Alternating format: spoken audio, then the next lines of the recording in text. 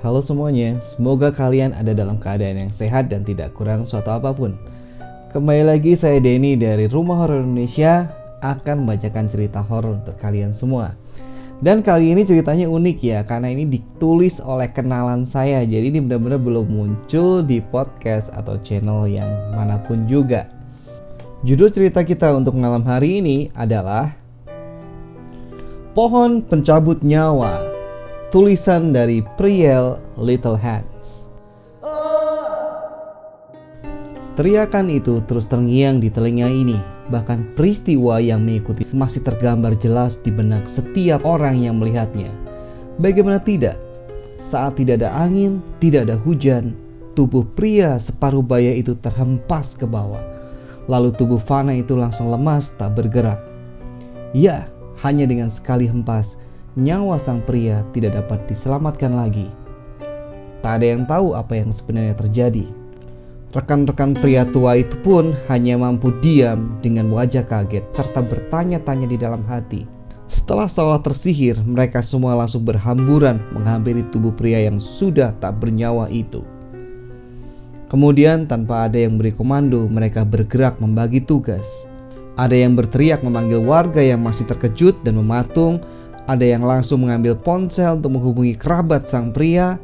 Ada yang mencari ambulan, serta ada yang memanggil ketua RT. Sungguh malang benar nasib pria itu. Ia pamit pergi untuk mencari nafkah demi keluarga, tetapi akhirnya tak pernah kembali. Apa yang sebenarnya terjadi? Siapa pria tua itu? Pria tua itu hanyalah seorang pemotong pohon atau tukang kayu.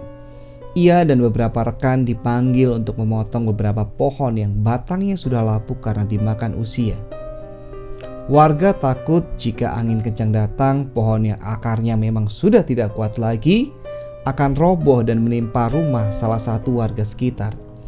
Sebenarnya berdasarkan cerita rekan-rekan pria tersebut, ini bukanlah kali pertama pria itu memotong pohon. Namun mungkin Tuhan berkehendak lain.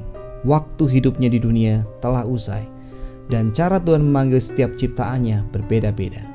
Sebenarnya penampakan pohon ini sama dengan pohon-pohon lainnya yang sejenis.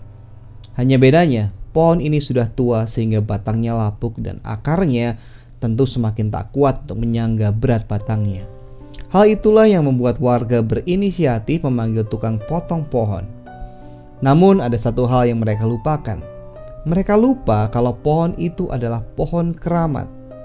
Ya, pohon itu tidak dapat sembarangan ditebang. Perlu ada ritual khusus untuk menebang pohon tersebut. Warga perlu memanggil orang pintar untuk mendoakan isi dari pohon keramat tersebut. Hal itu bertujuan supaya isi daripada pohon tersebut bisa pindah baik-baik ke tempat yang lain. Setelah meminta izin sambil menyuguhkan sajian berupa beberapa macam kembang dan beberapa rupa makanan, maka masih perlu ditentukan hari dan jam yang diizinkan oleh penghuni pohon untuk menebang pohon tersebut. Jika semua sudah dilaksanakan, maka pohon dapat ditebang tanpa menimbulkan korban jiwa. Itulah yang harus dilakukan warga setiap pohon itu kembali tumbuh dan perlu ditebang. Kebiasaan tersebut sebenarnya sudah menjadi tradisi turun-temurun warga Kota Kembang agar tak menimbulkan korban jiwa. Sayangnya karena para sesepuh sudah banyak yang meninggal atau pindah ke tempat yang lain, maka ritual ini dilupakan dan menimbulkan korban jiwa. Dulu sekali warga tak mengetahui hal tersebut. Yang warga tahu adalah bahwa setiap kali pohon tua itu hendak ditebang selalu saja menimbulkan korban jiwa. Entah orang yang memanjat akan terjatuh tanpa sebab, atau orang yang di bawahnya tertimpa batang pohon yang rubuh secara mendadak, atau hal ganjil yang lain. Bahkan pernah tangan salah satu tukang putus akibat gergaji mesin yang secara tiba-tiba menyala dan menyambar tangan tukang tersebut. Satu lagi keanehan yang terjadi jika ritual tidak dilakukan adalah mata gergaji akan patah setiap kali mengenai batang pohon tersebut.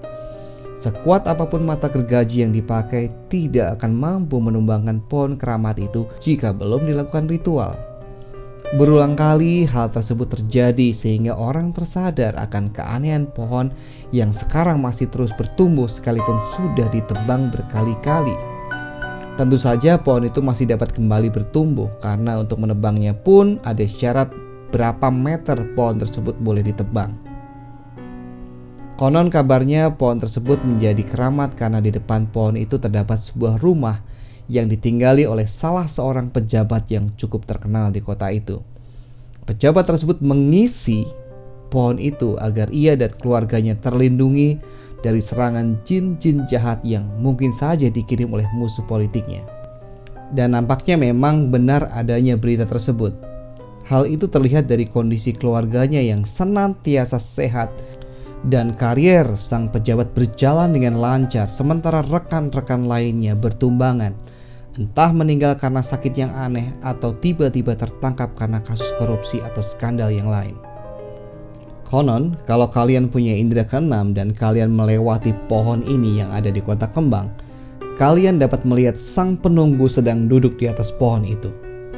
Sosoknya tak jauh berbeda dengan makhluk halus lainnya, berpakaian putih dari atas hingga sebatas mata kaki, mata yang merah menyala dan wajah yang tidak bersahabat. Namun, ia tidak akan mengganggu selama tidak diganggu. Tapi mungkin lain ceritanya kalau kalian datang membawa gergaji dan mencoba menebang pohon keramat itu.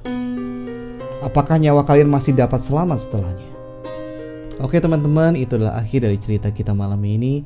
Semoga itu dapat menghibur kalian semua. Sampai ketemu di cerita berikutnya.